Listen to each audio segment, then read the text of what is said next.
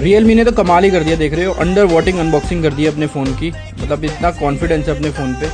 IPS 69 rating के साथ आता है रियलमी का GT7 Pro। ये देखो पूरा अनबॉक्स कर दिया इन्होंने, फ़ोन ही अंदर खोल दिया, देख रहे हो, पूरा एकदम नया फ़ोन है और ऑन भी कर दिया। देखो